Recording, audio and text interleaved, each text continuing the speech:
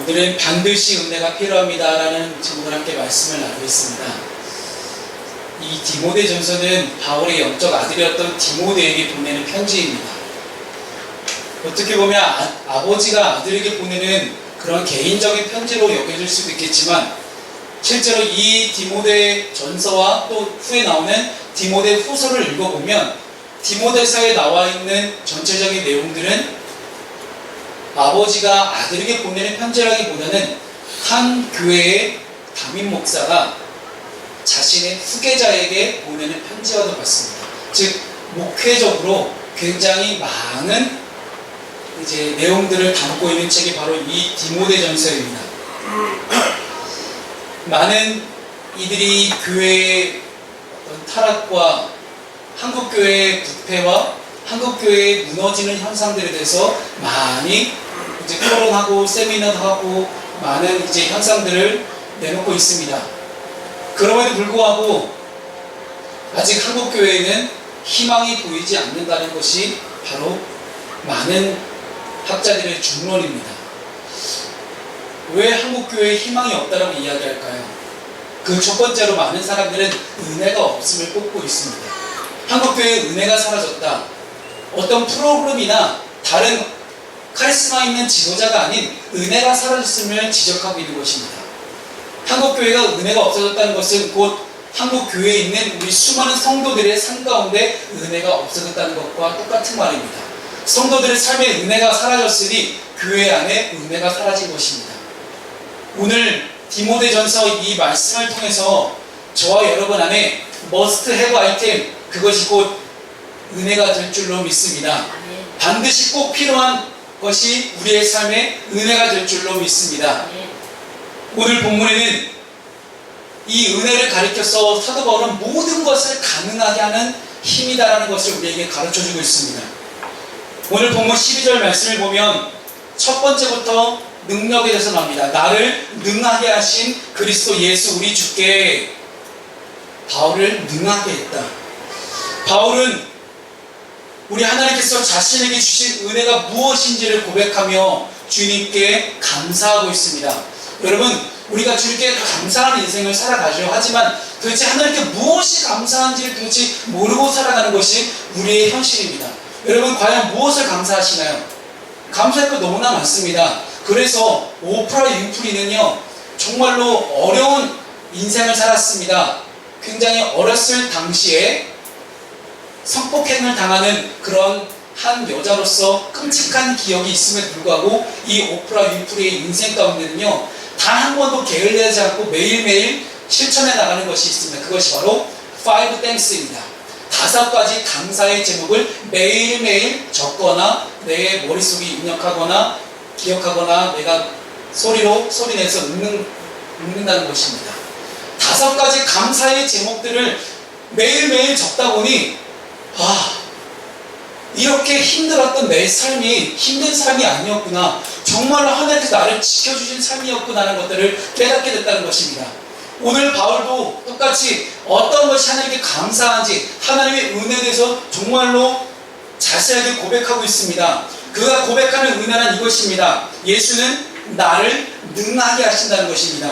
헬라어로 엔디나모산티라는 그런 단어를 쓰고 있는데,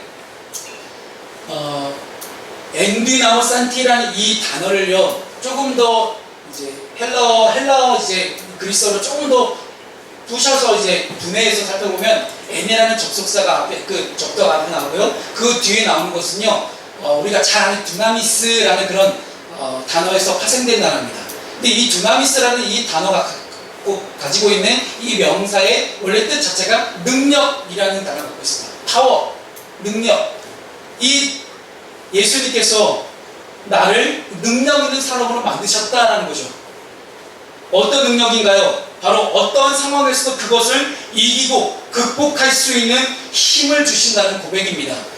여러분, 우리가 신앙생활하면서 가장 많이 착각하는 성경 구절 중에 하나가 바로 빌립보서 4장 13절입니다. 무슨 말씀인지 아시죠? 내게 능력 주신 자는 내가 모든 것을 할 수 있느니라. 여러분, 그런데 이 말씀만 딱 한 구절만 떼서 보면 나는 드디어 슈퍼맨이 될 수 있구나. 나에게 하늘에서 엄청난 파워와 능력을 주시는구나. 아, 나는 다 할 수 있어. 라고 여러분 굉장히 긍정적으로 생각하실지 모르겠지만 죄송합니다. 성경의 원문을 가지고 좀 더 살펴보면 여러분 사도 바울이 그런 고백을 하기 바로 직전에 어떤 내용이 나오는지 아시죠? 나는 궁핍에 처할 줄도 알고 풍부에 처할 줄도 안다. 즉 나는 찢어지게 가난도 해봤고 정말로 배부르게 부자도 돼봤다. 즉 우리의 인생에 있어서 바울이라는 사람의 인생에 있어서 정말로 너무나 평안하게 아무 걱정 없이 내 인생 정말 떵떵거리며 살던 때도 있었지만 죽기 일보 직전 뭐 사람들은 죽었다라고 신약성경 기록하고 있지만 비시디아 안디옥에서 이 바울이라는 사람은 돌에 맞아서 죽어서 사람들이 성 밖에 내던진 그런 사람이었습니다.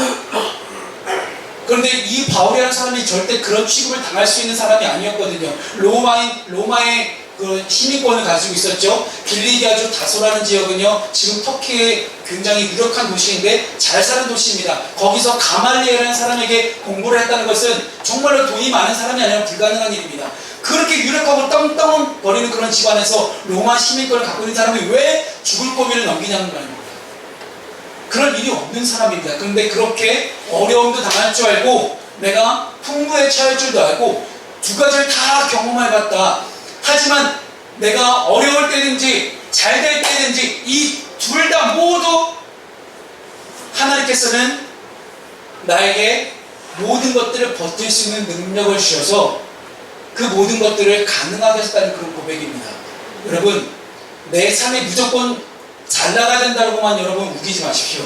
하나님께서 내가 예수 믿는다고 무조건 돈 잘 벌어야 되고 예수 믿는다고 무조건 내 삶이 형통하게 되어지고 여러분 그런 법이 어디 있습니까? 하나님께서는요 절대 그런 걸 원하지 않으십니다. 하나님께서 우리에게 원하시는 것은 하나님 잘 믿어라.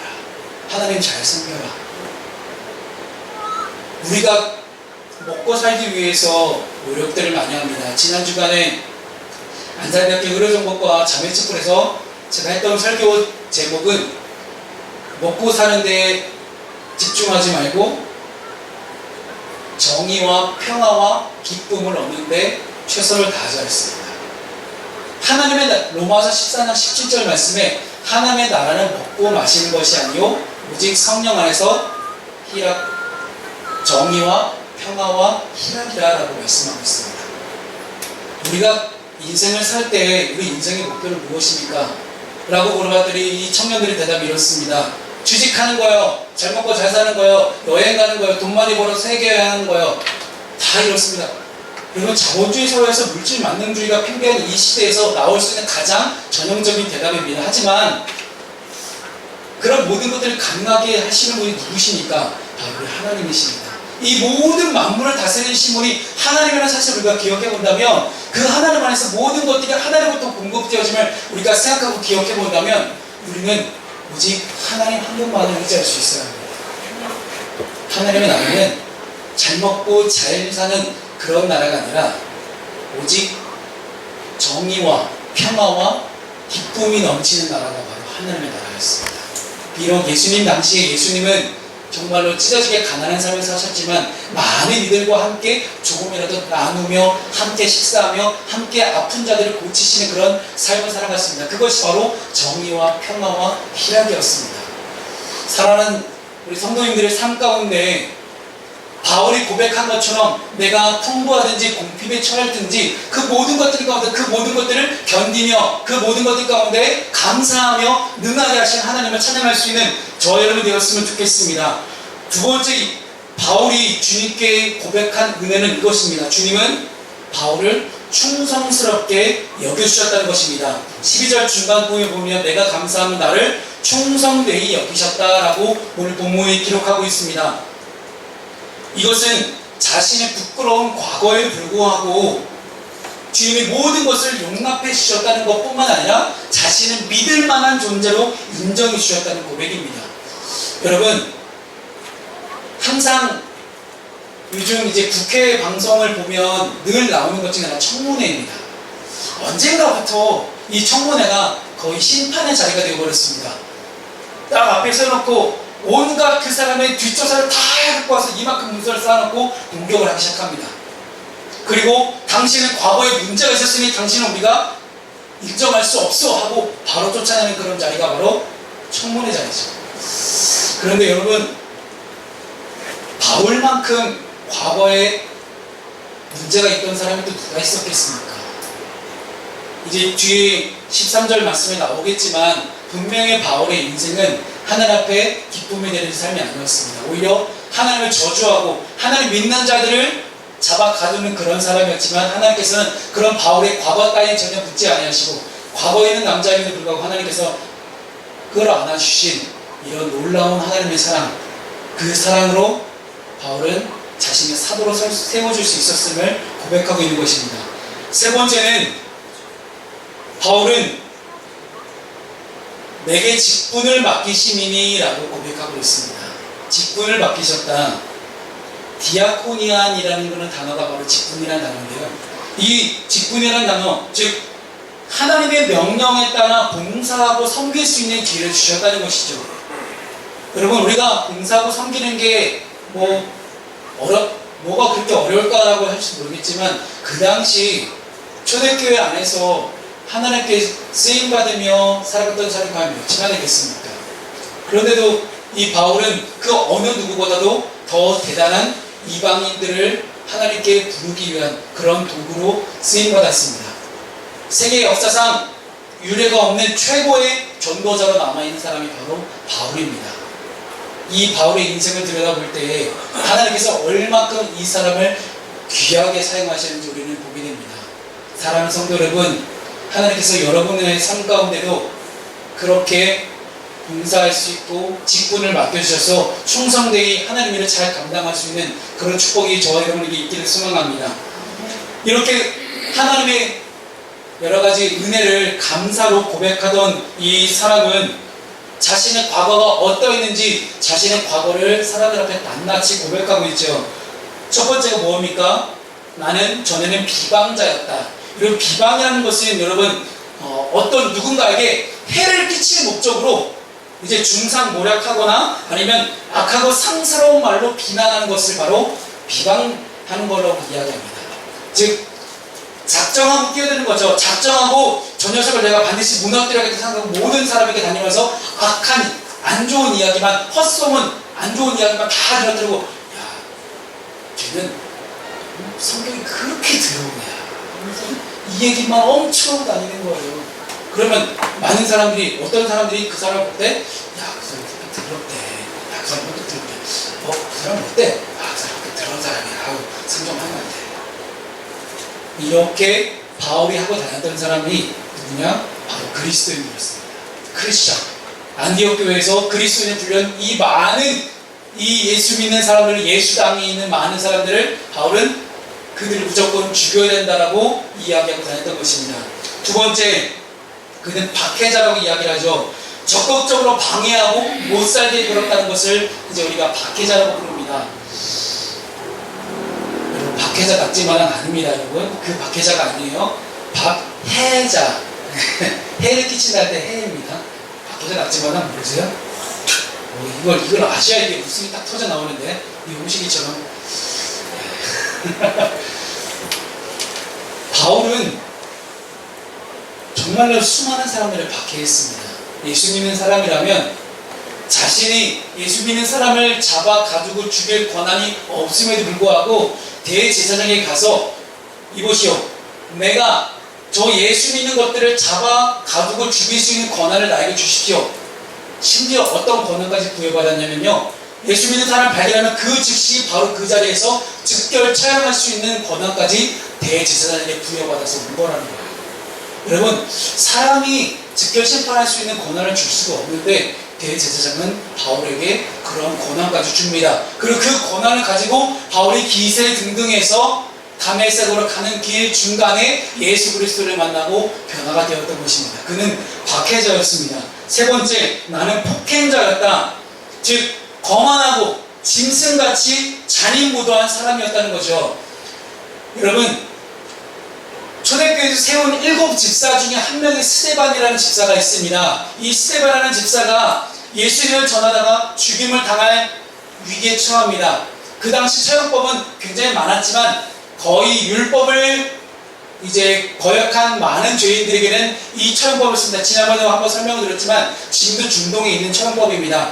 그 죄인을 가운데 둘 때 그 죄인이 꿇어앉아 엎드릴 어쨌든 가운데 놓을 그 자리를 둥그렇게 땅을 팝니다. 그리고 그 자리에다가 그 죄인을 얹어놓고 그 사람에 앞에서 돌을 던집니다. 큰 돌이든 작은 돌이든 상관없습니다. 어떤 돌이든 던져 그 사람이 죽을 때까지 던지는 것이죠. 스테반이 돌에 맞아 죽어가면서 그 스테반에게 벗긴 옷을 누구에게 던졌냐? 바로 이 바울 앞에다 던졌습니다.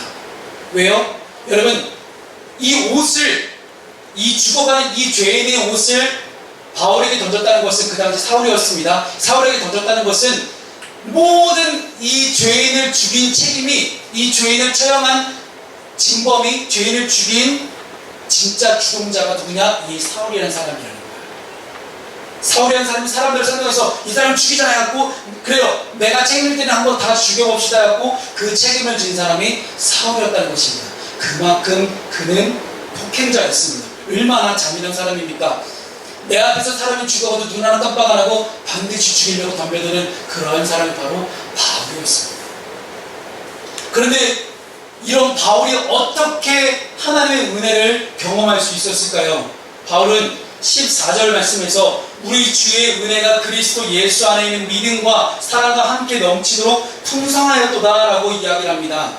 여러분, 사랑하는 여러분, 은혜는 믿음과 사랑과 함께 찾아오는 것이 바로 은혜인 줄로 믿으시기 바랍니다. 즉, 그리스도의 은혜의 역사가 그리스도 안에 살고 있는 많은 우리 기독교인들 안에서 믿음과 사랑으로 도움을 받아 지탱하게 되었다는 거죠.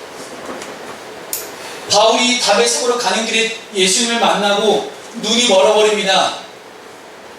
그리고 그는 3일 밤낮을 금식하며 하나님 어떡합니까? 하나님 어떻게 자기가 믿고 있는 하나님께 기도만 하고 있는 그런 가엾은 사람을 전락해버립니다. 그랬던 그에게 하나님께서 아나니아라는 사람을 보내서 그를 안수하게 하고 다시 눈을 떠서 보게 되는 역사가 일어납니다.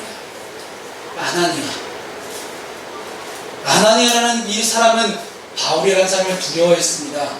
왜요? 자기도 예수 믿는 사람인데 저 사울이라는 사람은 예수 믿는 사람이라 무조건 잡아 죽인다더라. 근데 하나님 도대체 예수를 믿는 사람들을 잡아 죽인 저 사람에게 왜 내가 가서 그 사람에게 안수를 해야 됩니까? 난 못합니다. 나는 저런 사람에게 하나님의 도구가 되고 싶지 않습니다라고 이야기했습니다. 하지만 하나님께서는 아나니아를 통해서 바울에게 놀라운 사랑을, 은혜를 베풀어 주십니다. 그것뿐인가요? 사울이 그 이후에 광야로 내려가서 광야에서 주민과 많은 세월을 견디며 하나님 앞에서 훈련을 받다가 안디옥 교회로 갑니다. 그리고 안디옥 교회에서 선교사로 파송받을 수 있는 좋은 훈련을 다 받고 그는 선교사로 파송을 받습니다. 이렇게 놀라운 위대한 전도자가 될 수 있기 위해서 바울이 하나님의 은혜를 경험하고 은혜를 체험하기 위해서 주변에 돕는 손길들이 어마어마하게 많았다는 것입니다. 사랑하는 성도 여러분, 아직 여러분 곁에 여러분 가족과 또 이제 한가위 중에 만날 여러분 친척 중에 보면 아직도 예수 믿지 않은 그런 가족과 친구들이 너무나 많습니다. 여러분 그저 그들에게 여러분의 받은 만큼 하나님의 사랑과 은혜를 베풀어 주시기 바랍니다. 그러면 그들도 바울처럼 똑같이 하나님께 돌아올 수 있을 것입니다. 많은 사람을 도움으로 세워졌던 사람이 바울이라는 사람입니다. 신앙생활을 오래 하신 분들은 신앙생활 처음 시작하신 분들을 도와야 되는 것이 바로 초대교회에서 일어났던 가장 좋은 모습이었습니다. 사랑하는 성도 여러분, 우리 교회 안에도 서로가 서로를 함께 신앙을 도와갈 수 있는 그러한 일들이 많이 일어나길 소망합니다. 두 번째는요, 은혜 안에 있으면 헛된 것은 없습니다. 여러분, 제가 이 설교 말씀을 준비하면서 일주일 내내 제 머릿속에서 맴도는 그런 찬양이 있습니다. 우리 컨티넨탈 싱어즈라는 그런, 여러분 잘 아시는지 모르겠지만 굉장히 유명한 팀입니다. 근데 이 컨티넨탈 싱어즈 안에서 은혜 아니면 진짜 좋아하겠네.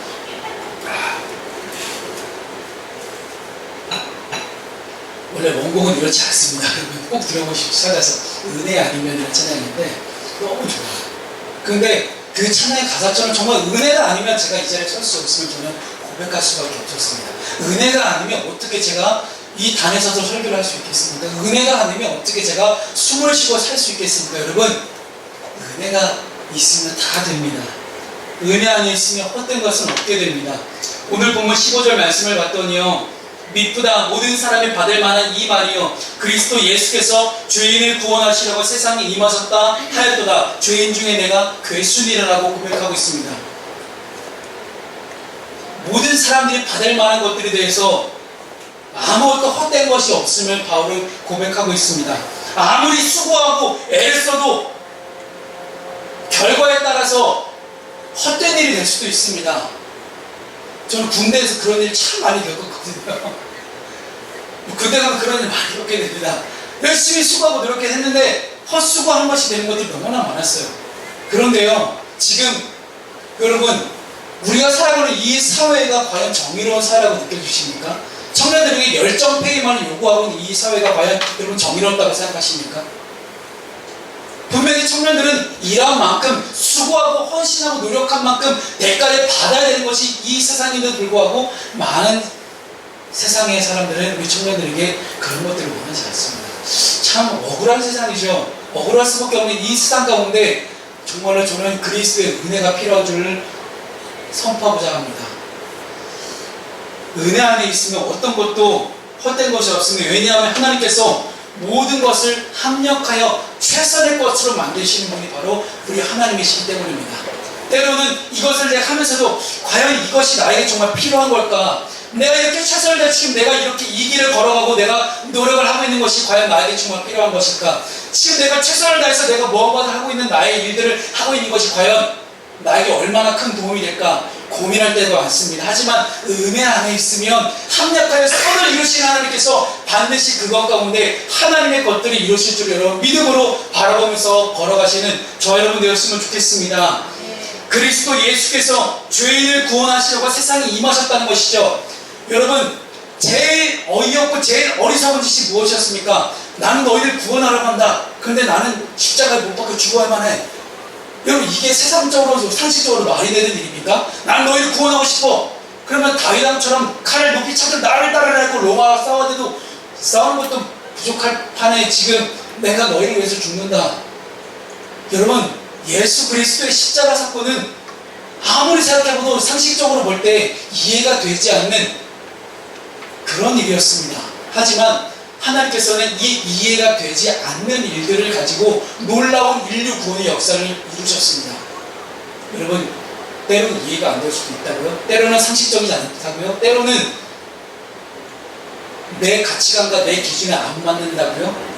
여러분, 기도하십시오. 하나님께서 가라고 하시면 가면 됩니다. 하나님께서 멈추라고 하시면 멈추면 되고요. 오직 하나님의 은혜 안에서 그런 것들을 잘 분별하면서 이 길이 과연 내 길인지 여러분 고민하기 전에 기도 먼저 하고 고민하면 늦지 않습니다. 여러분, 요즘 청년들이 좋아하는 랩 있어요. 이 길이 네 길 아니면 가지를 마. 이런 여러 번 웃어야 되는 포인트가 있는데 안 넣는 우리 분들이 몇 분 계시면 이게 안 웃기신 거죠. 안 웃기신 거죠? 이 길이 아니면 가지를 말하고 이야기하는 그 래퍼의 랩을 들으면서요, 아, 저 사람은 진짜 신앙이 없는 사람이겠구나 하는 생각이 들었어요. 이 길이 네 길이 아닌 거를 누가 판단할 수 있는 건가요? 많은 청년들이요, 많은 요즘 사람들이 뭐 좀 하다가 포기하는 경우가 너무나 많아요. 작년만 해도 안산대학교를 졸업한 많은 청년들이 다시 컴백을 하는 거예요. 컴백해서 저에게 찾아오는 거예요. 목사님, 가보니까 도저히 안 되겠어요. 다시 돌아와서 그럼 뭐 할래? 일단 한번 쉬면서 보려고요. 어디까지 쉬려고 잘 모르겠는데요. 그냥 하던 거 그냥 하지 그랬어. 아, 못하겠어요. 그럼 다른 건 뭐 괜찮을까? 다른 길은 넣기 혹시 괜찮을까? 여러분, 우리의 인생 가운데 이 길이 내 길이라는 것을 판단할 수 있는 분은 오직 하나님밖에 없습니다. 그런데 내가 은혜 안에 있지 않으면 그런 것들을 판단할 수 있는 판단력 자체가 흐려집니다. 오직 하나님의 은혜 안에서 하나님이 주시는 은혜를 공급받아서 하나님의 뜻 안에서 살아갈 수 있는 저 여러분들에게 소망합니다. 두 번째는 바울은 그렇게 구원받은 죄인 중에서 자신이 죄인 중에 괴수라고 이야기를 합니다. 죄인 중에 괴수다.